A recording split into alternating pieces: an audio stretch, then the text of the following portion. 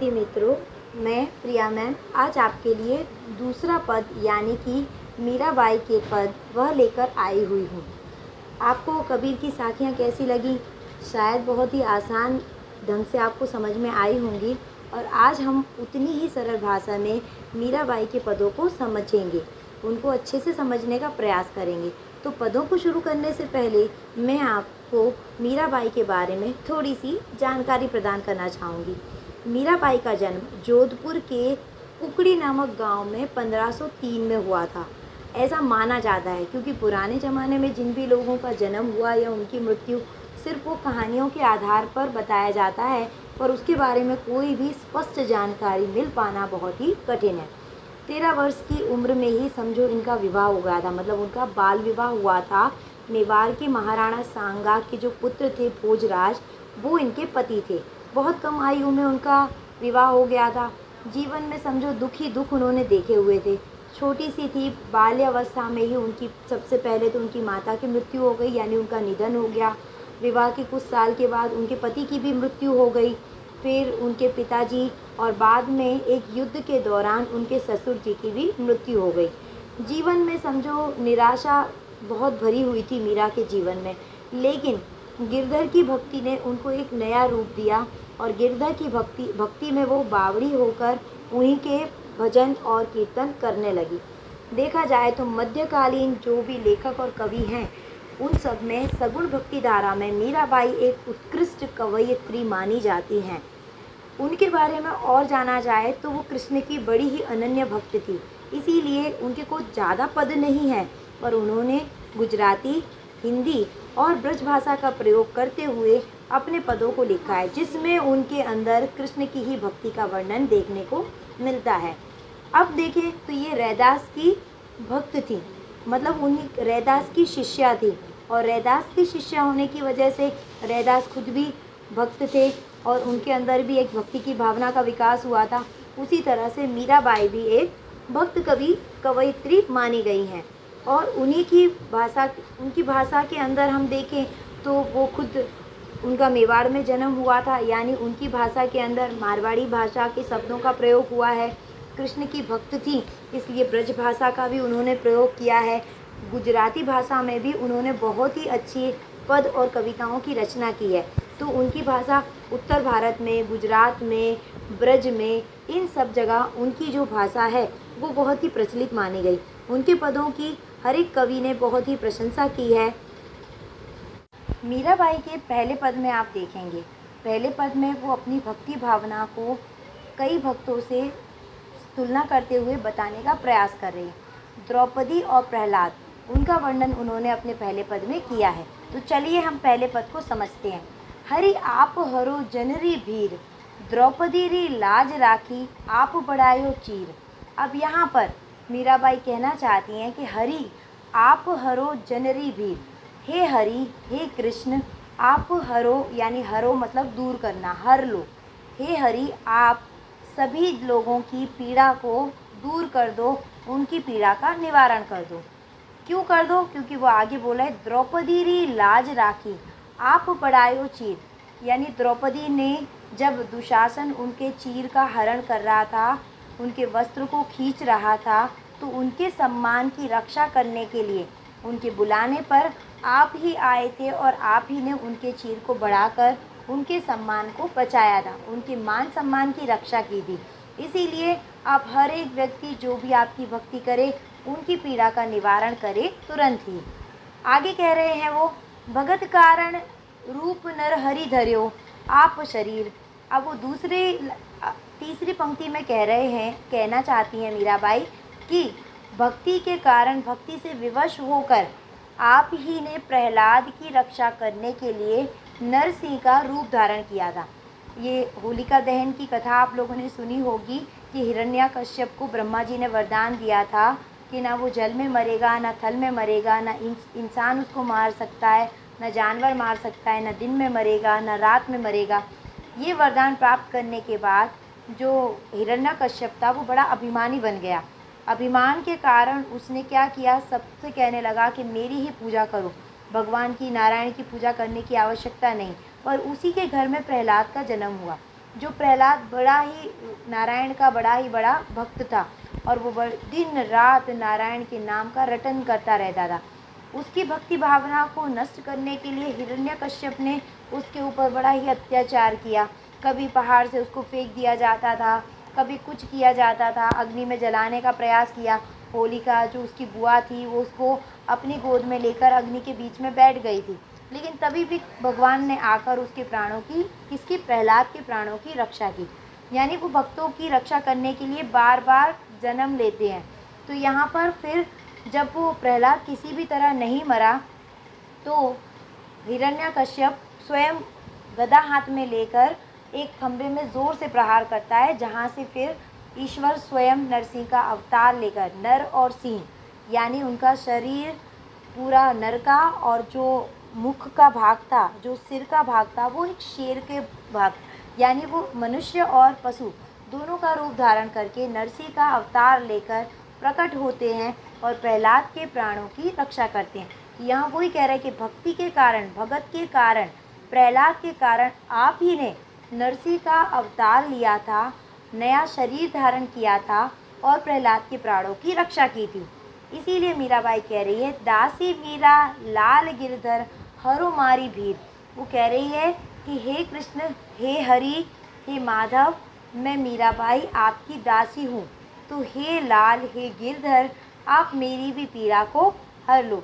जैसे कि आपने देखा ही हुआ है कि मीराबाई बचपन से ही बड़ी ही दुखी रही हुई है, क्योंकि बाल्यकाल की अवस्था में ही उनकी माता की मृत्यु हो गई, फिर उनके पति का अवसान हो गया और उसके पश्चात उनके पिता और उनके जो ससुर थे उन सब की मृत्यु हो गई। बड़ी दुखी और निराश थी, इसीलिए वो कृष्ण की शरण में जा रही थी कि मेरी भी पीड़ा को हर लो और मुझे भी दर्शन दे दो।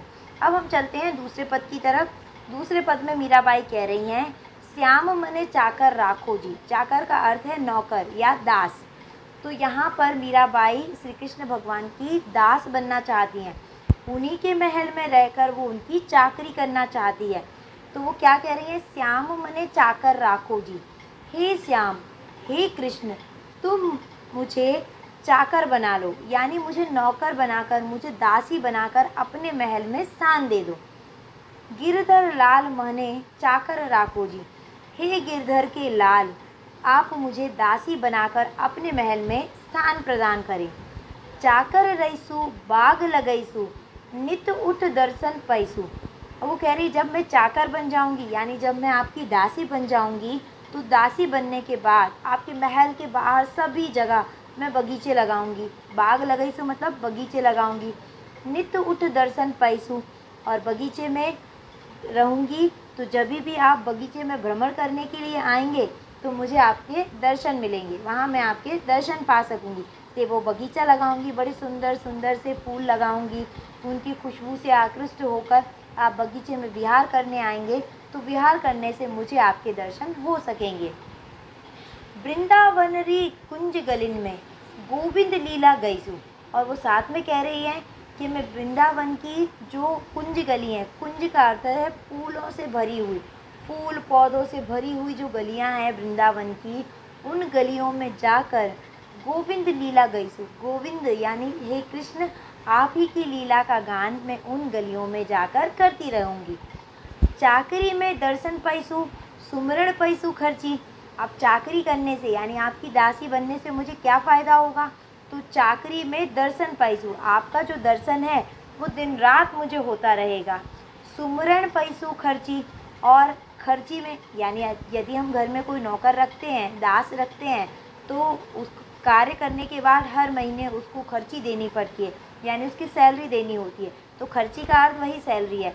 वो कह रही हैं कि जब मैं चाकरी रहूँगी तो आपको दर्शन मिलेंगे मुफ्त में, और खर्ची के रूप में आपका स्मरण, सुमिरन का अर्थ है दिन रात आपके नाम का जो रटंत है वो मैं कर सकूँगी, वो मुझे खर्ची के रूप में मिलेगा। भाव भक्ति जागीर पैसू तीनों बाता सरसी। वो बोले भाव भक्ति है, उसकी जागीर मुझे मिलेगी, और उस जागीर का दिन प्रतिदिन उस जागीर में वृद्धि होती रहेगी, वो बढ़ती रहेगी। तीनों बातें सरसी, तीनों ही बातें मेरे लिए बड़ी ही हितकर हैं, कि मैं अगर आपके लिए चाकरी करूँगी तो आपके दर्शन मुझे मिलेंगे, दर्शन के साथ साथ आपका सुमिरन भी मैं कर पाऊँगी, और भाव भक्ति रूपी जो जागीर है वो भी मुझे बड़ी ही अच्छे से प्राप्त होगी। अब आगे उसी पद में वो कृष्ण भगवान के सुंदर रूप का वर्णन करते हुए क्या कह रही हैं? मोर मुकुट पीताम्बर सोहे, गज वैजंती माला, वृंदावन में धेनु चरावे, मोहन मुरली वाला। अब इन दो पंक्तियों के अंदर मीराबाई श्री कृष्ण भगवान की सुंदर छवि का वर्णन कर रही हैं। वो कह रही हैं कि हे कृष्ण, आप मोर का मुकुट धारण करते हो, मतलब उनके सिर पर मोर के पंख लगा हुआ मुकुट है, और उन्होंने पीताम्बर धारण किया। पीताम्बर का अर्थ है पीले रंग का वस्त्र, वो उन्होंने धारण किया हुआ है। गले में वैजयंती माला उन्होंने धारण की हुई है। वो इतने सुंदर उनकी छवि दिख रही है कि मोर मुकुट धारण किया है, पीले वस्त्र पहने हैं और गले में वैजयंती माला धारण किए हुए हैं। वृंदावन में धेनु चरावे, मोहन मुरली वाला, कि इतने सुंदर रूप वाला, इतनी सुंदर छवि वाले जो मेरे कृष्ण हैं, मोहन है, वो मुरली वाले हैं। वृंदावन की गलियों में जो धेनु यानी गायों को चराते हैं, और मोहन मुरली वाले हैं। मोहन उनका नाम है, मुरली वो धारण करते हैं, और अपनी मुरली के द्वारा वो पशु पक्षी और गोपियों सभी को वो मंत्रमुग्ध कर देते हैं। तो यहाँ पर उन्होंने उनकी छवि का वर्णन किया है। अब आगे हम देखते हैं, आगे मीराबाई क्या कह रही हैं? चाकरी करने पे उनको और क्या फ़ायदा है? वो कह रही हैं, ऊंचा ऊंचा महल बनावा, बीच बीच राखू बारी, सांवरियारा दर्शन पाइसू, पहर कुसुम्बी साड़ी। अब वो क्या कह रही हैं कि जब वो कृष्ण भगवान के साथ उनके महल में दासी बनकर रहेंगी, तो उन ऊंचे ऊंचे महलों के अंदर वो बीच बीच में बारी बनाएंगी। बारी का अर्थ होता है खिड़की, ये गुजराती शब्द है बारी।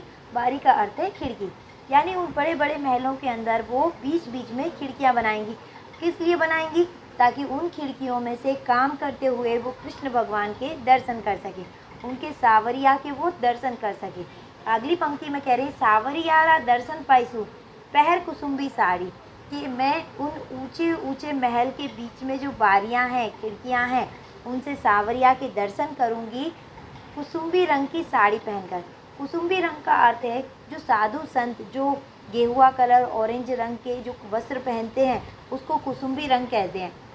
तो वो कह रहे हैं कि मैं भी कृष्ण की भक्ति करूंगी और उनकी भक्त बनूंगी, तो बार बार दिन रात उनके दर्शन करूंगी, स्मरण करूंगी, भाव भक्ति अपनी बढ़ाऊंगी, तो और कुसुम्बी रंग की साड़ी पहनकर मैं सांवरिया के दर्शन कर सकूंगी।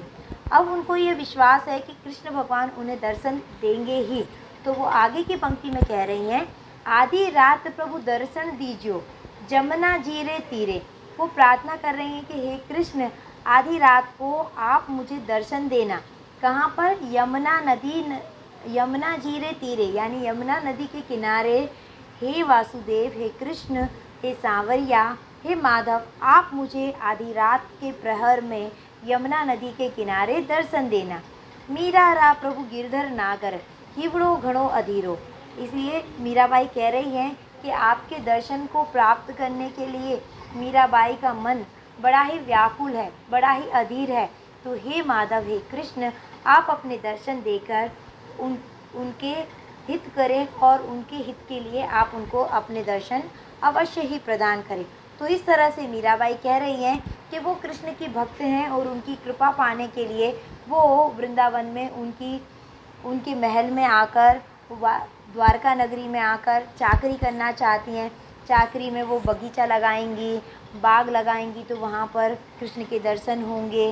फिर ऊंचे ऊंचे महलों में वो खिड़कियाँ बनाकर श्री कृष्ण भगवान के दर्शन करेंगी, और वहाँ काम करने से उनकी भाव भक्ति रूपी जागीर बढ़ती जाएगी, स्मरण कर सकेंगी, और उनकी भक्ति की जो भावना है वो बहुत ही बढ़ सकेगी। तो यहाँ पर देखेंगे कि हम दोनों ही दोहों के अंदर मीराबाई ने बड़े ही सुंदर ढंग से अपनी भक्ति का वर्णन किया है।